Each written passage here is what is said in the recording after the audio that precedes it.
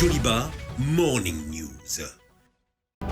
Viendra pas, la suspicion est de taille dans l'esprit des Maliens concernant l'arrivée du groupe de sécurité privé russe Wagner. Les détails à suivre. À la Maison de la Presse s'est tenue dans la matinée de ce jeudi 16 septembre une conférence de presse en prélude à la 4e audience publique de la Commission Vérité, Justice et Réconciliation. Plus de précisions dans un instant. Le gouvernement mexicain organise à Mexico une loterie spéciale où sont tirés au sort des propriétés confisquées aux barons de la drogue, dont une maison où le narcotrafiquant Joaquín El Chapo Guzmán a évité de justesse d'être arrêté. Mesdames et messieurs, ravi de vous retrouver pour cette édition sur Joliba TV News. Bienvenue à tous. Cela fait 100 jours que l'ancien président du comité stratégique du M5 RFP, Dr Shogel Kokala Maïga, a été nommé Premier ministre. Après 3 mois et 10 jours à la tête de la primature, l'avis des citoyens reste partagé à propos de son bilan. Suivons le reportage de Aminata Traoré et Bakro Banyari. Après les 100 jours de gestion de la primature du Dr Shogel Kokala Maïga, Nadjala Keïta estime que les réalisations du Premier ministre ne sont pas à hauteur des souhaits. C'est un Premier ministre, comme beaucoup d'autres Premiers ministres dans les temps, qui parle trop, mais on ne voit pas de concret, des réalisations concrètes. Contrairement à son prédécesseur Aboubakar Banizan, affirme que les choses évoluent progressivement depuis la venue de Shogel. Les 100 jours du Premier ministre Shogel Kokala Maïga ont été marqués surtout par de nombreuses constatations quant à sa gouvernance. Et aujourd'hui, il est dommage de constater qu'au moment où nous commençons à avoir un gouvernant capable vraiment de mener la lutte contre la corruption, capable vraiment d'engager en tout cas le processus d'un Mali courant, et que des Maliens en tout cas qui sont depuis un certain temps qui ne se voient pas aux affaires, manipulent l'opinion contre ces premiers ministres-là. Cependant, ces citoyens proposent d'éventuelles solutions qui doivent être les priorités du Premier ministre. Si on prend 100 jours de gestion, on peut dire c'est court ou long. Vraiment, en termes de réalisation, c'est pas évident. Ce que je demande à cette transition, c'est de tout mettre en œuvre pour assurer la sécurité des populations et aussi lutter contre la vie chère. Il est temps vraiment que nos plus hautes autorités, quand elles décident quelque chose, que ça soit concrétisé, que le peuple soit protégé. Il faut voir le niveau de la sécurité aujourd'hui. C'est tout à fait incompréhensible. Et voir aussi la vie chère. Selon certains observateurs, compte tenu de la radicalisation progressive d'une opposition politique qui est contre tout et l'absence de dialogue, la conduite de la transition se déroule tant bien que mal sur fond d'insécurité en nette progression dans le pays. Le Mali est en négociation avec le groupe de sécurité privé russe Wagner.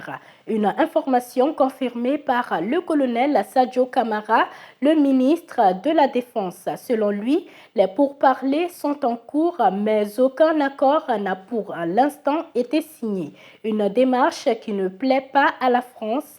Elle menace de se retirer en cas d'accord. Aruna Saliakone revient sur cette affaire qui fait polémique. Bamako en passe de signer un accord avec la société Wagner. Une information que Paris digère mal. C'est l'agence Reuters qui est sortie avec l'information. Les autorités maliennes sont en négociation avancée. Elles sont proches de conclure un accord avec Wagner. Le dit accord porte selon les mêmes sources sur l'envoi au Mali d'1 millier de mercenaires russes. Des mercenaires qui vont combattre aux côtés des femmes et contribuer à leur formation. Un engagement qui coûterait au Mali environ 6 milliards de francs CFA par mois. Ainsi, la France menace de quitter si les mercenaires russes viennent au Mali. Le mardi dernier, devant la commission des affaires étrangères de l'Assemblée nationale française, le chef de la diplomatie française, Jean-Yves Le Drian, affirme qu'une implication de la société privée russe Wagner au Mali serait incompatible avec le maintien d'une force française. Dans la même veine, la ministre française des Armées Florence Parly indique que ce partenariat avec la Russie est absolument inconciliable et incompatible avec la présence française au Mali. Du côté malien, le ministre malien de la Défense, le colonel Sadio Kamara, confirme que le Mali mène des pourparlers avec cette société russe. La démarche qui s'inscrit dans le cadre de la diversification de ses relations pour assurer la sécurité du pays. Mais il assure que rien n'a pour l'instant été signé avec Wagner. En outre, depuis plusieurs mois, des manifestations anti-présence militaire française sont fréquemment organisées à Bamako. Les manifestants fustigent la durée de l'opération Barkhane et son manque de résultats. Ils ont toujours plaidé pour une implication de la Russie dans cette lutte contre le terrorisme. Par ailleurs, Adnan Abou Walid al-Sahraoui, le chef de l'État islamique au Grand Sahara, l'EIGS, a été tué par une frappe de Barkhane il y a quelques semaines, selon le président français. L'annonce est faite des semaines après l'attaque et au moment où le Mali est en négociation avec Wagner pour une intervention militaire. Un calendrier curieux et étonnant. Viendra pas, la suspicion est de taille dans l'esprit des Maliens. En effet, depuis quelques jours, les rumeurs courent sur une supposée arrivée de soldats russes de la société Wagner sur le territoire national. Entre espoir et méfiance, les avis sont mitigés, suivant le reportage de Aïssata Traoré et Bakro Bagnari. Selon certaines indiscrétions du côté des hauts militaires gradés, rien n'a encore conclu avec la société Wagner. L'heure est d'abord au pourparlers avec les paramilitaires russes. Pour ces sexagénaires, l'arrivée des soldats russes au Mali est salvatrice parce que le peuple a trop souffert de l'invasion des groupes terroristes. Je pense que si c'est l'arrivée des soldats qui peut sauver le Mali, qu'il en soit ainsi. Les Russes sont les premiers partenaires du Mali en matière de défense. Vraiment, mon souhait est que cette arrivée ne tarde plus. Si la France veut rentrer parce que les Russes veulent venir au Mali, les Maliens eux-mêmes savent où se trouve leur salut. À la question de savoir si l'arrivée des soldats est-elle nécessaire, Mamadou Niaré leur apporte son soutien total.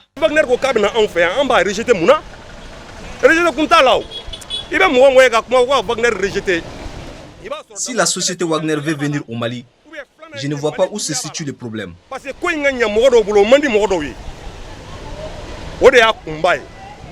Je trouve que ceux qui rejettent cette coopération militaire ignorent les bien fondés ou sont contre les intérêts du Mali.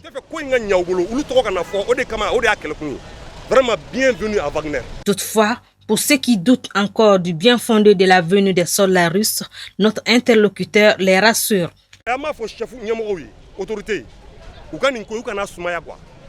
Aux autorités maliennes, nous leur demandons de ne plus retarder la venue des soldats russes pour le bonheur du Mali.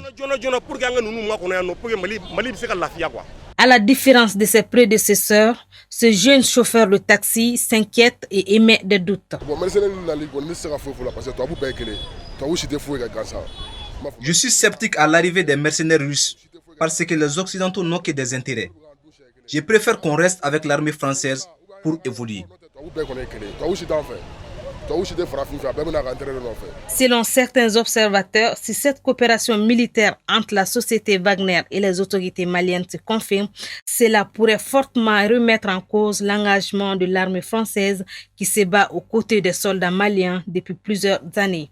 La France, qui, faut-il le rappeler, a récemment annoncé une réduction de son effectif militaire évoluant dans ce pays du Sahel. Le Conseil national des bureaux de placement payant et entreprises de travail temporaire a tenu ce jeudi 16 septembre 2021 son assemblée générale ordinaire pour le renouvellement de ses organes. Écoutons quelques réactions au micro de El Hadj Malik Guiteya. Mais l'essentiel, nous pouvons retenir que le CONABEM de 15 membres aujourd'hui à 58 membres. Il y a une évolution considérable. Deuxièmement, nous avons un siège qui est équipé et qui est fonctionnel. Troisièmement, les réunions qui étaient tenues de façon mensuelle maintenant se tiennent de façon hebdomadaire.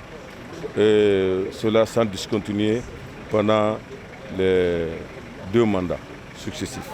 Le défi est d'une très grande portée, car remplacer le président Boubacar Toutou Kanté et le vice-président Amadou Di Djadje Sankaré, pionnier des BPP et TT en République du Mali, constitue un grand challenge que nous devrions surmonter. C'est le lieu pour moi et toute mon équipe de leur adresser les remerciements de tous les membres du CONABEM. En plaçant ces mandats sous le signe de la consolidation des acquis et de l'ancrage institutionnel, mon équipe et moi comptons sur l'accompagnement de nos partenaires stratégiques et techniques qui n'a jamais fait défaut, ainsi que celui de tous les membres du CONABEM, afin de relever les multiples défis pour lesquels nous nous engageons à ne ménager aucun effort à les surmonter.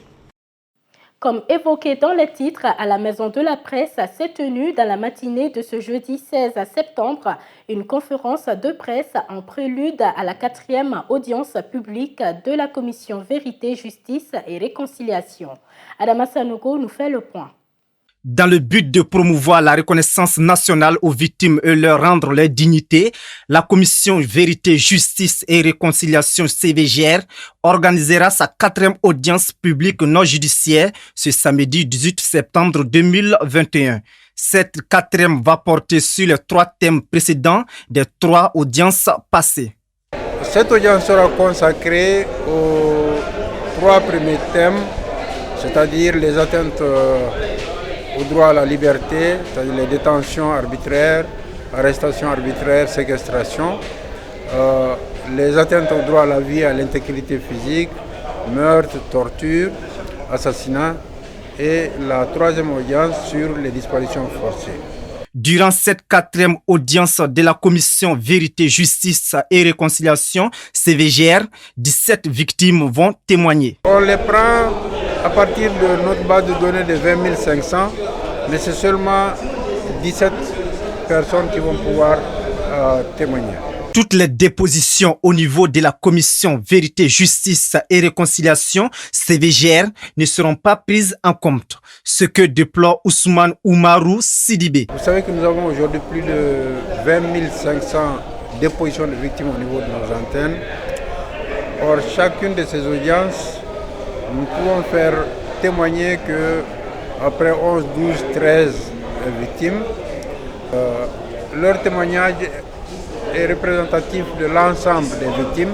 Créée en 2013, la Commission Vérité, Justice et Réconciliation CVGR a pour mission de contribuer à l'instauration d'une paix durable à travers la recherche de la vérité, la réconciliation et la consolidation de l'unité nationale et des valeurs démocratiques. L'image du jour nous conduit à la découverte de la foudre. La foudre est un phénomène naturel de décharge électrostatique disruptive de grande intensité qui se produit dans l'atmosphère entre des régions chargées électriquement. Elle peut se produire soit à l'intérieur d'un nuage à décharge intranuageuse, soit entre plusieurs nuages internuageuses, soit entre un nuage et le sol, nuage-sol ou sol-nuage.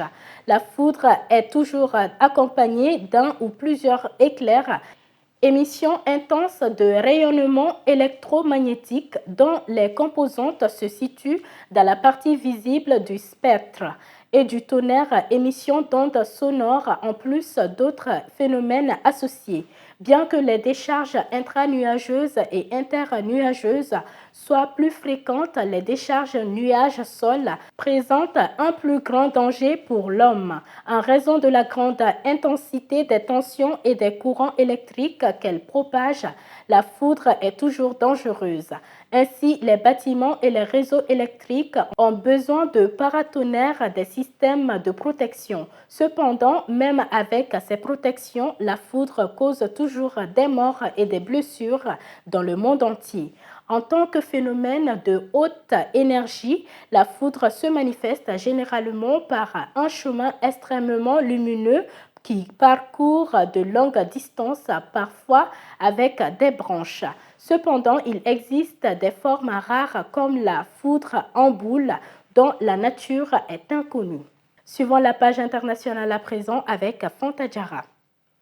Les dirigeants d'Afrique de l'Ouest se réunissent à Accra pour prendre des décisions éclairées après les retours d'une délégation adressée à Conakry qui a rencontré le chef des putschistes en Guinée, le lieutenant-colonel Mamadi Doumbouya. Nana Akufo-Addo, président ghanéen et président en exercice de la CEDEAO, s'exprime. La délégation de la CEDEAO s'est rendue en Guinée vendredi 10 septembre. Elle a rencontré les chefs militaires et a vu le président Alpha Condé dans son lieu de détention. Ils nous ont fait un rapport qui sera la base de nos délibérations dans cet urgent sommet sur la Guinée.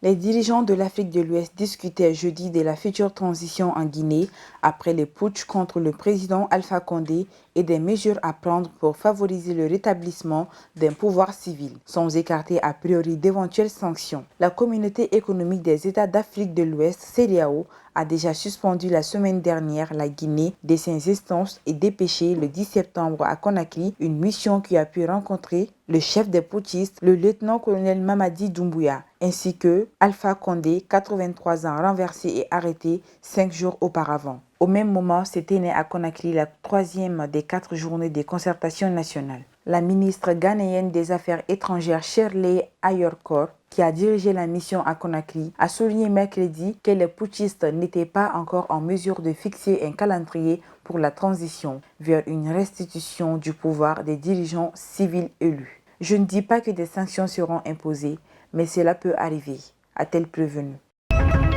La coopération entre les États-Unis, la Grande-Bretagne et l'Australie en matière de sous-marins nucléaires sape gravement la paix et la stabilité régionale, intensifie la course aux armements et compromet les efforts internationaux de non-prolifération nucléaire. Réagit devant la presse le porte-parole de la diplomatie chinoise, Zhao Lijian, après l'annonce d'un vaste partenariat de sécurité entre ces 3 pays dans la zone Indo-Pacifique, comprenant la livraison de sous-marins à propulsion nucléaire à Canberra.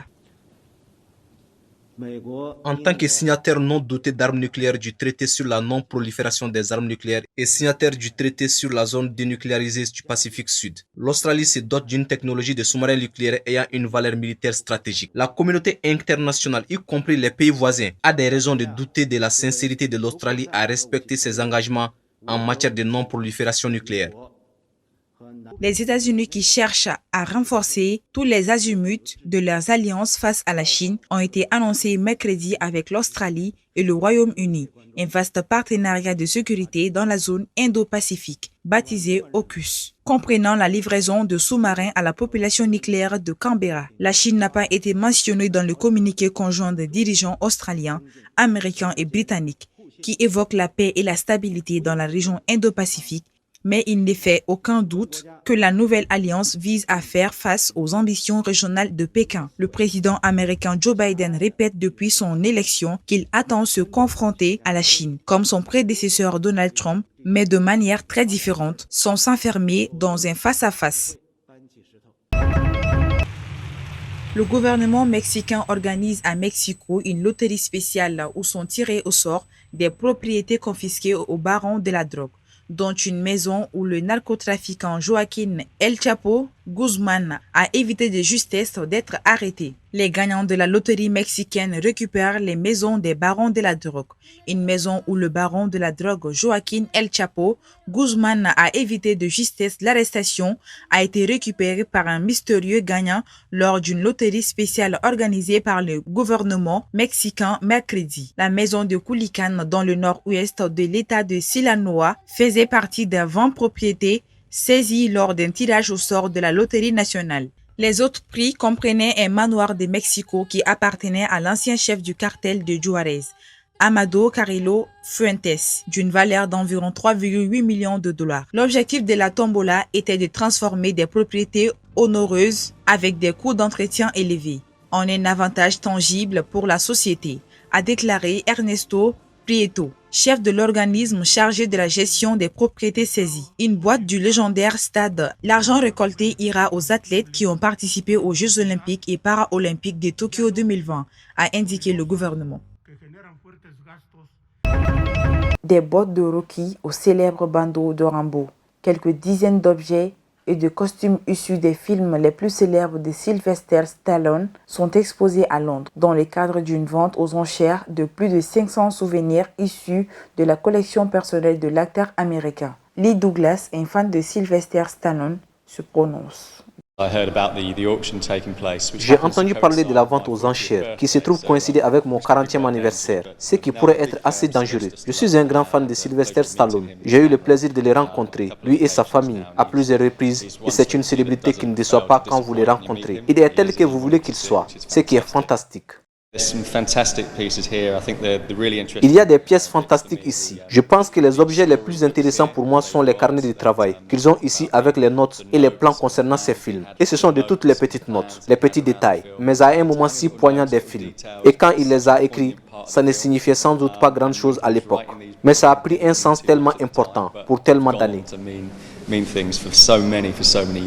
Sur tout autre plan, la team Garibou Fama a tenu ce mercredi 15 septembre une conférence de presse à Bamako. Cette conférence était en prélude à leur nouveau spectacle nommé Garibou Fama Comédie Live, qui se tiendra le 24 septembre dans la capitale malienne. Nos reporters ont assisté à la conférence pour vous. Tel un musicien qui célèbre un album avec un concert issu d'une petite mélodie, le comédien, lui, prend ses marques avec de mini-vidéos, s'invite au spectacle d'autrui et finit par mettre en scène sa propre création. Makan Kamara ne fait pas exception à cette règle. Connu sous le nom de Garibou Fama, le comédien entame l'étape principale de sa carrière avec son premier spectacle solo dénommé Garibou Fama Comédie Live, un projet innovant et ambitieux pour un artiste qui s'impose. Ce projet compte apporter des solutions les plus idoines en prenant des dispositions pour permettre aux jeunes humoristes comédiens de jouer pleinement leur rôle dans la cohésion sociale en véhiculant des messages constructifs et se professionnaliser eux-mêmes afin de pouvoir vivre de leur art dans un cadre structuré.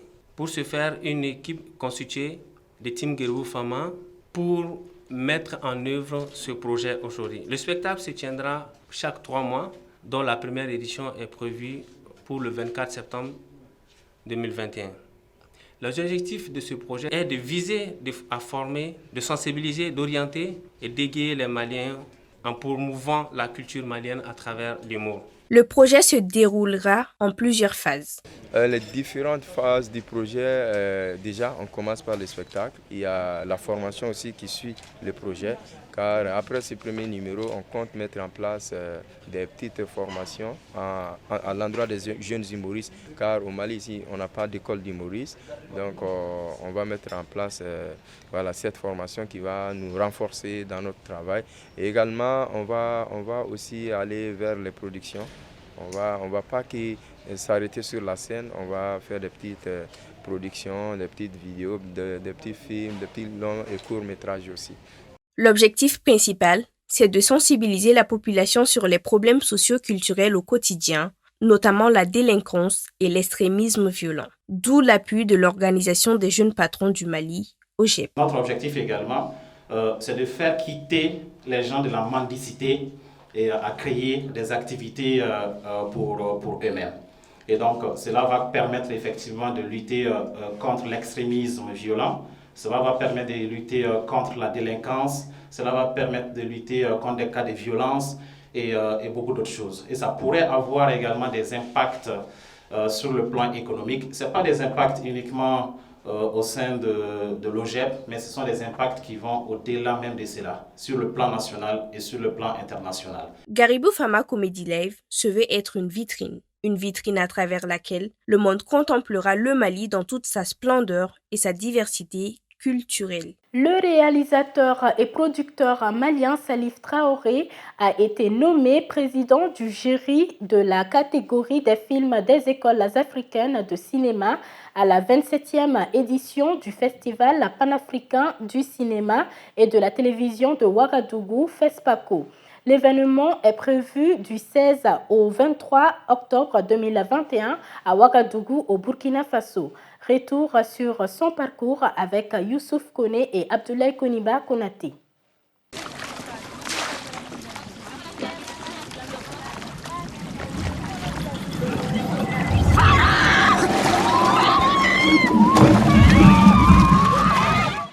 La compétition officielle de la 27e édition du FESPACO met cette catégorie de films en liste, à savoir le long-métrage fiction, le long-métrage documentaire, le court-métrage fiction et documentaire, les séries TV et d'animation, les films des écoles africaines de cinéma, les perspectives et la section Burkina Faso. Pour cette édition, le réalisateur malien Salif Traoré a été nommé président du jury chargé de la sélection du meilleur film dans la catégorie des films africains de cinéma. La nomination de Salif Traoré vient après celle de son compatriote Souleymane Cissé, double étalon de Yanninga, qui a présidé le jury de la catégorie long métrage en 1991.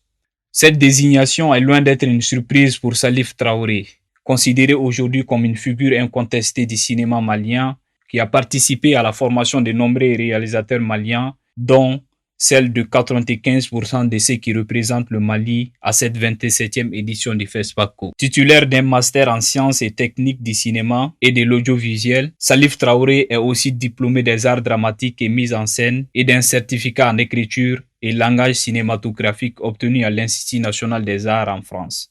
Il compte plusieurs films documentaires et fiction à son actif, à savoir Sigida, 1994, La danse des singes, 1998, Faro, La reine des eaux, 2007, Le cri de la falaise, 2000, Sida Lakari, 2001 et Djamoundouma, 2019. Son film Djamoundouma remporte le prix spécial documentaire de Lui et moi au FESPACO en 2019. Salif Traoré est formateur à l'Institut universitaire des technologies UIT de Kabbalah, au Conservatoire des arts et métiers multimédia Bala Fasségué du Mali, ainsi qu'à l'Institut supérieur de l'image et du son du Burkina Faso.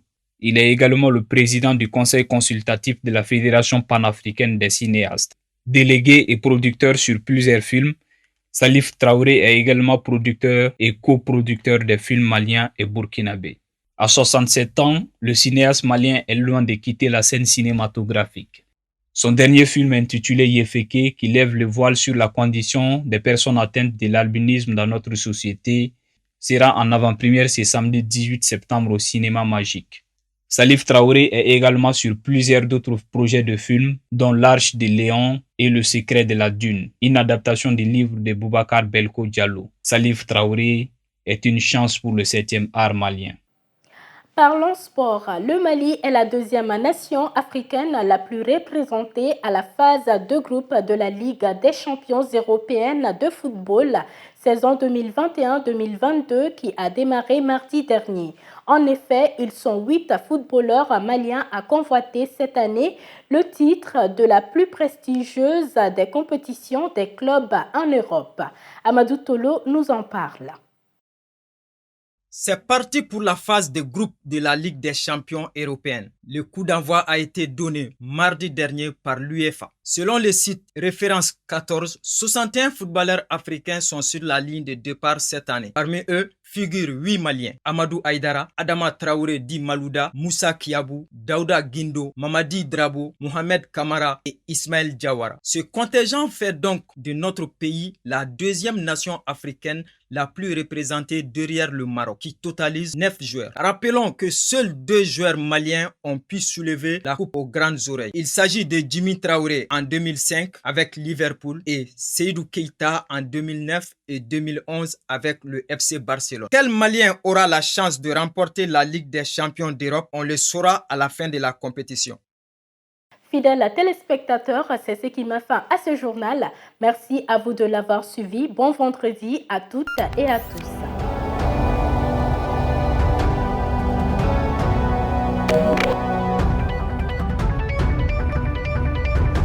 Joliba Morning News.